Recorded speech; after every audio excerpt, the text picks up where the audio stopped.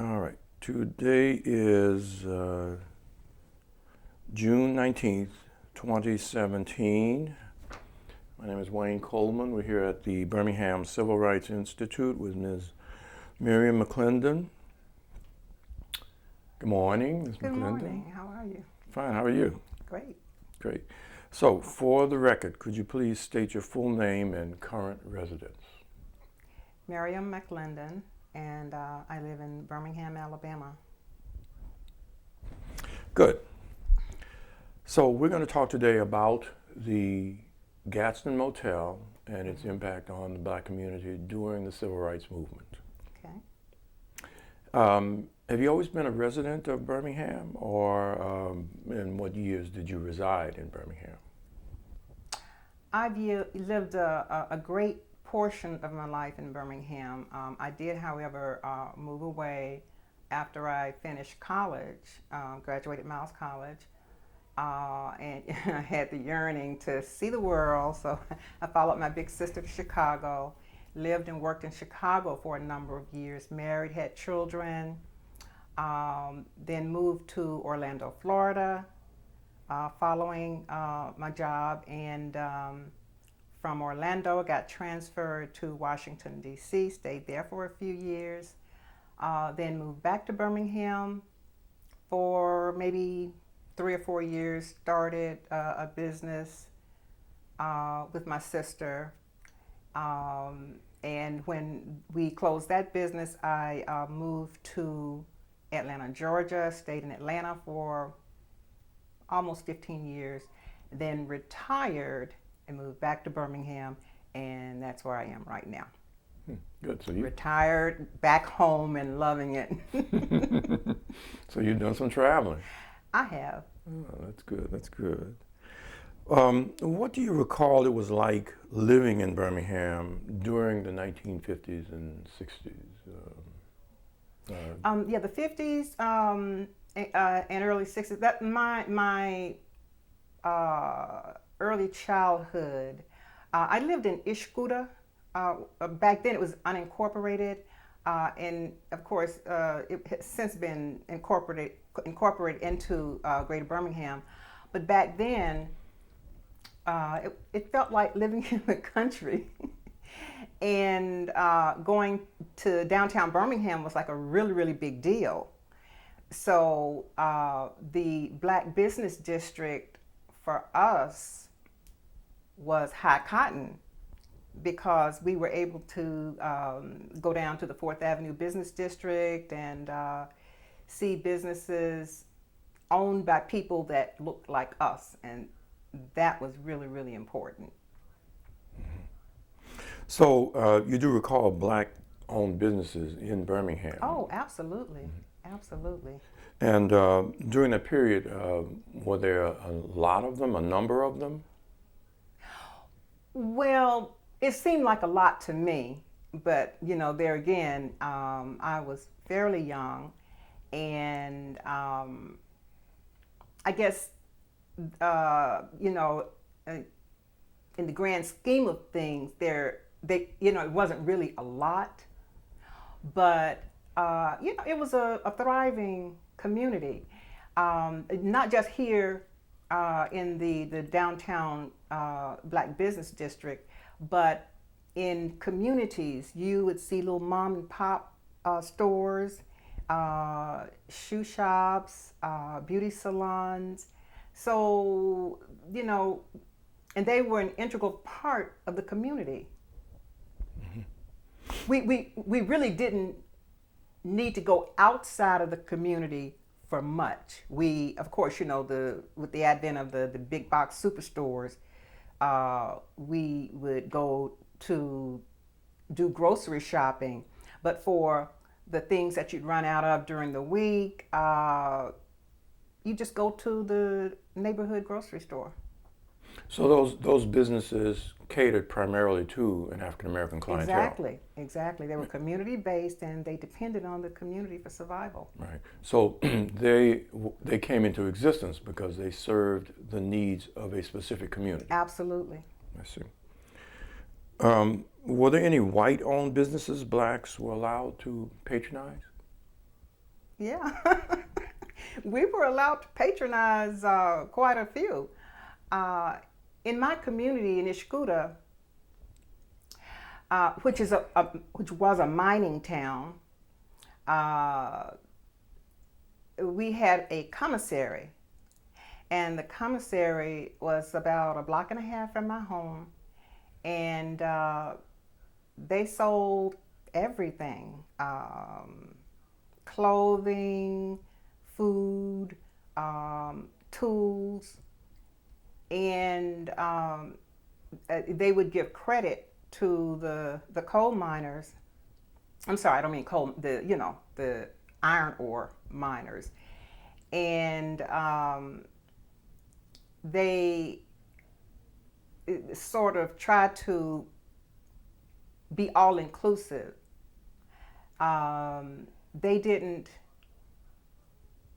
Since it was in our community, it was primarily black people who patronized them. There was a small white community sandwiched between two black neighborhoods, and of course those people would patronize it also. They were also miners, and like the foremen and the supervisors primarily.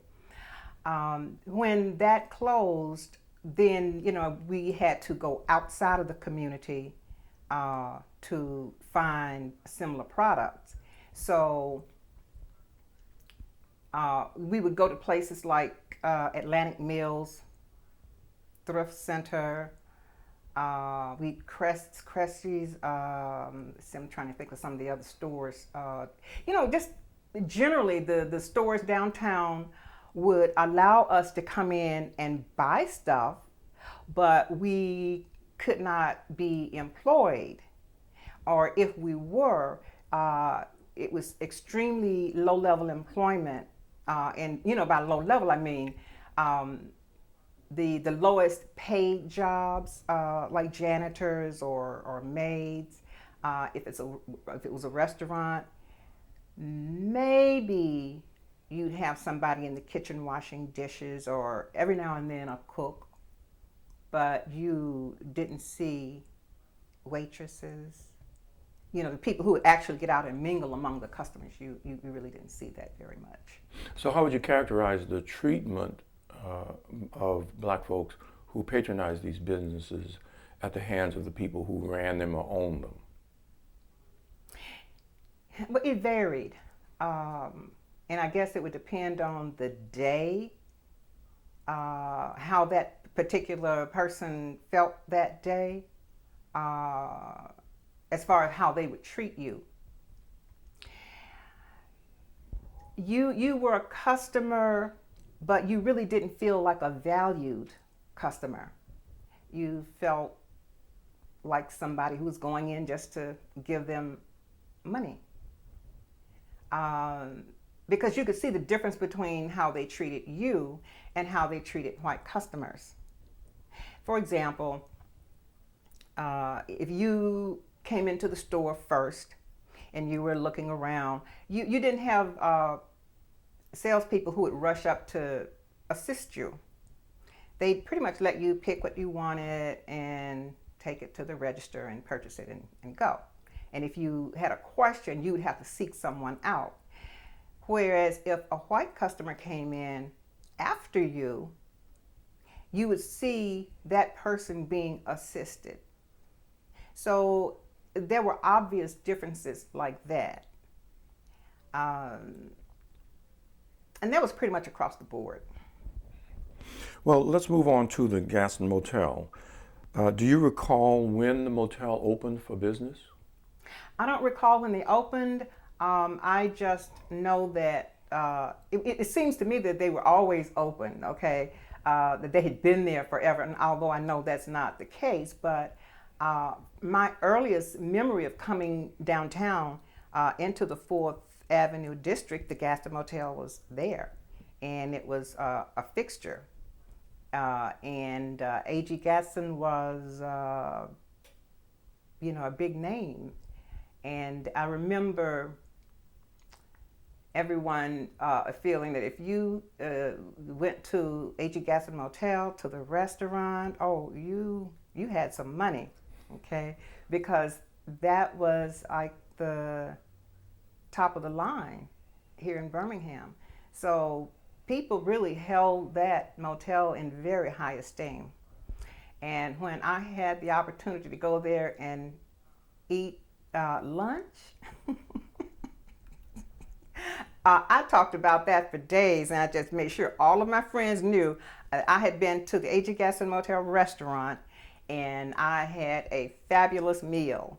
And of course, for a while I was the envy of all of my friends, okay, because I had that particular experience and they had not. But during the Civil Rights Movement, I remember, members of the leadership going there, staying there, having meetings there, and having meals there.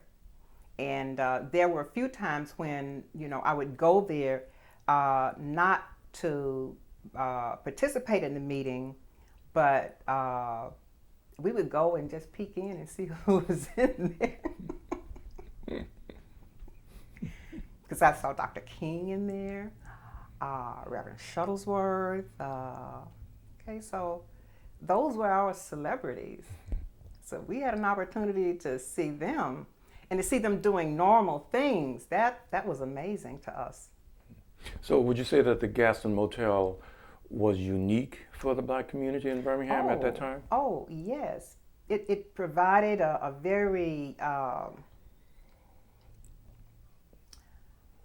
elegant place for our leadership to stay and to commune and to plan and strategize. Now, there were other places as well, don't get me wrong, but the Gaston Motel was definitely unique because it held a special place in the hearts and minds of the people here in Birmingham, in the Black community. So do you know anybody who came to the motel and stayed there as a guest? I mean, not just as a person who went to the restaurant, but I mean somebody who might have stayed at it and had an experience being a guest of the motel. Oh, absolutely. Two instances come to mind. One, when I was a youth in the movement at Miles College, there were some students who came from different places up north who participated in the movement with us. They stayed there. We would go to the motel and, meet with them, talk to them in the room, and if we could ante up enough money, we'd go to the restaurant. So that was something that was very special to me. And the one event that really stands out to me was meeting Tina Turner. My sister was a local singer, and when Tina came to Birmingham for a concert, people were telling her, there's this girl here in Birmingham, she sounds just like you. Well, Tina was a bit intrigued and she wanted to meet this person who sounded just like her. So they put out on the radio, Willie McKinstry, who was a local DJ at the time, said, we want Cassandra Taylor to call the radio station. Tell Cassandra Taylor